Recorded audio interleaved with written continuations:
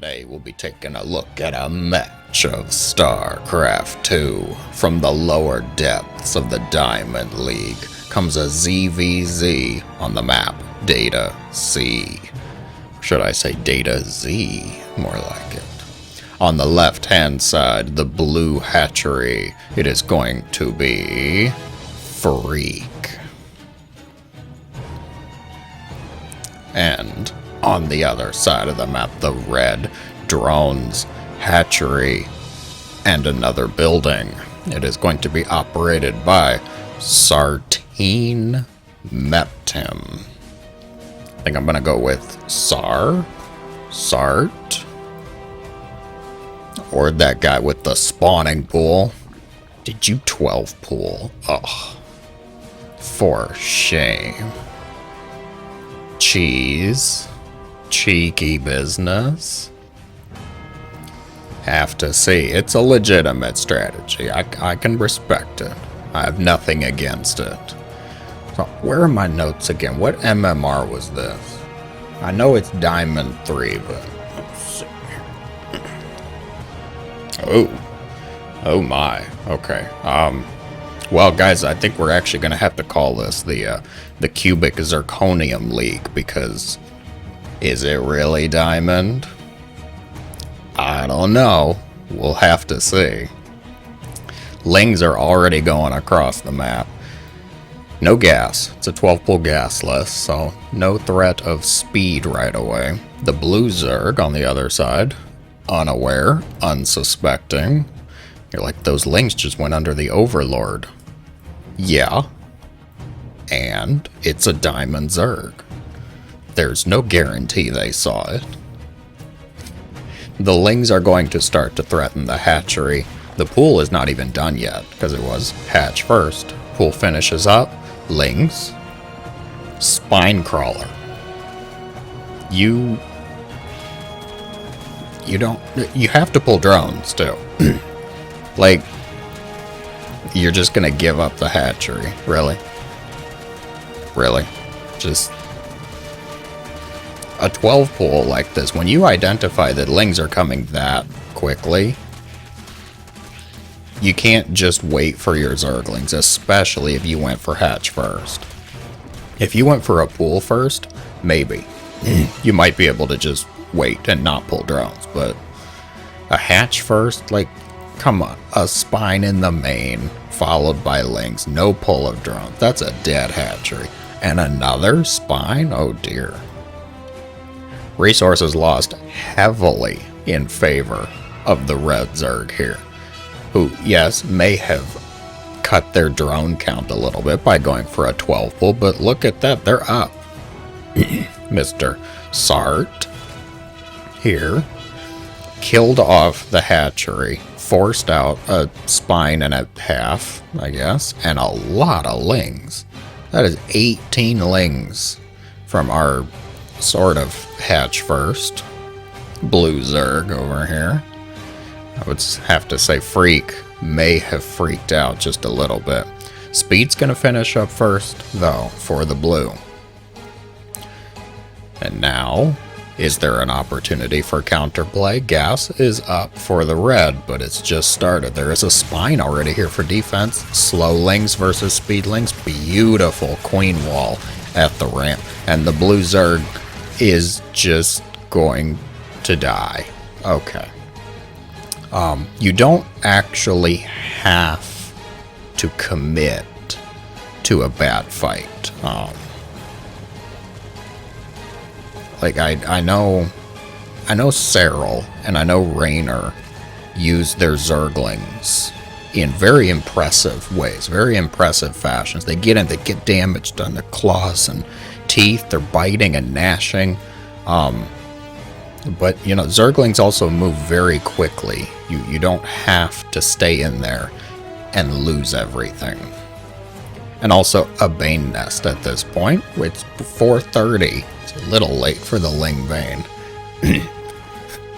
Little late for that Ling Bane phase. Roach Warren Wall, I should say, double Evo on this side of the map. Is that? I don't know. I don't remember. It's probably fine. I doubt that anything bigger than a Zergling could fit through there at the very least. I'm guessing it's fine. Okay. Just a graphic error, glitch, problem, spire. Okay. 2 base muta off of 1.5 bases of economy here. Of course, we did take the gases because, you know, it says 2 base muta needs all the gases. Yes, it does. Kind of need drones too, though.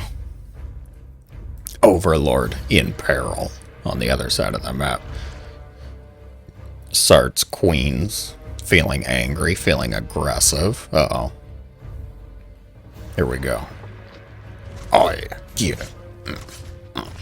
Shoot those acidic spines, you get it. You gonna step off the creep? Yeah, you can. You're confident. You know how good you are. Queens, of course, the best unit. So what kind of ZvZ are we looking at now? It's shaping up to be the blue Zerg is going to do a 1.5 base muta strat. Yes, very common, of course. What's our APM? Not quite, not quite the levels that mutas typically require. And it's going to get scouted by the red Zerg here. Very good. The red Zerg flooding roaches in response, making spore crawlers too. So they, in fact, did evolve ocular glands and are able to scout the enemy strategy. 9 spores? That is a little excessive. Okay. And the mutas get distracted by some overlords. Yes, of course. Good supply block, at least. Supply blocks the red Zerg. It's nice to see. Roaches and lings going across the map. I like it. Especially with the amount of spore crawlers you made. I mean, that was a commitment to 9 spores. Over 1,000 minerals when you factor in the drone losses too. And the... Farewell, Queen. Roaches and lings go across the map, get a kill on that hatchery. And then... Oh no, they're going up the ramp. Okay. Very good. You might be thinking roaches don't really counter mutas. Yes, that's very true. Roaches cannot spit up. But mutas also don't really counter roaches, guys.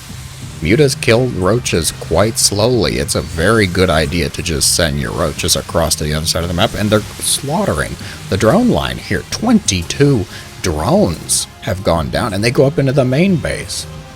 Oh my gosh. Mr. Freak here went all in on the mutas. He's going to lose his spire. He's going to lose 22 drones. He is going to clean up the roaches. But the ever eternal question, at what cost? The cost actually can be numerically identified as a metric ton. Yes, very, very much. Much loss. Mutas find the roaches out on the map. That's very nice to see, actually, but there's no micro involved. The mutas chasing into the queens.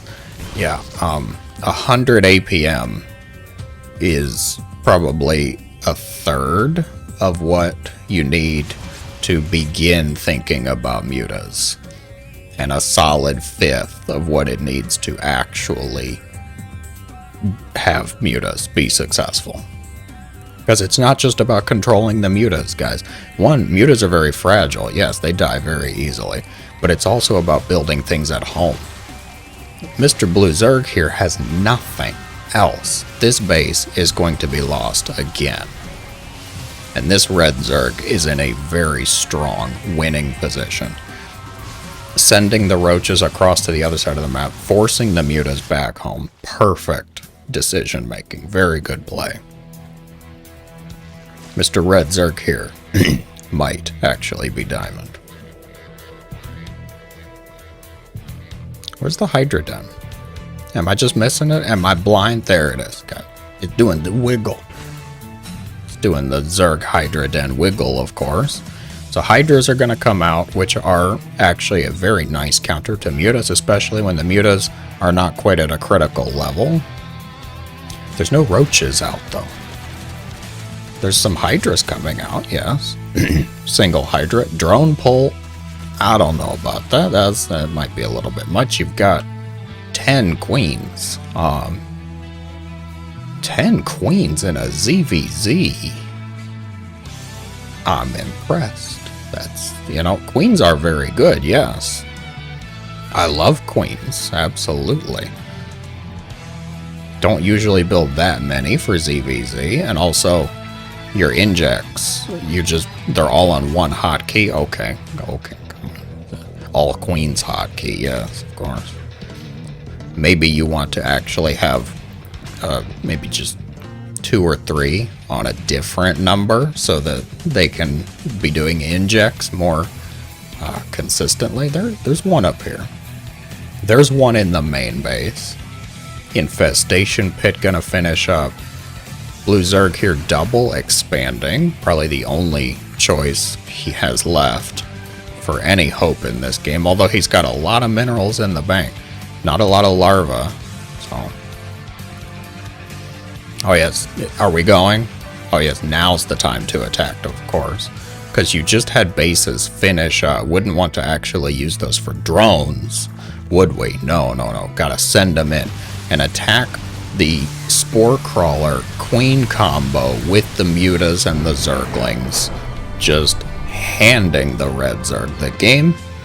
Alright, very well played by the Red Zerg, actually, I would say. Solid diamond.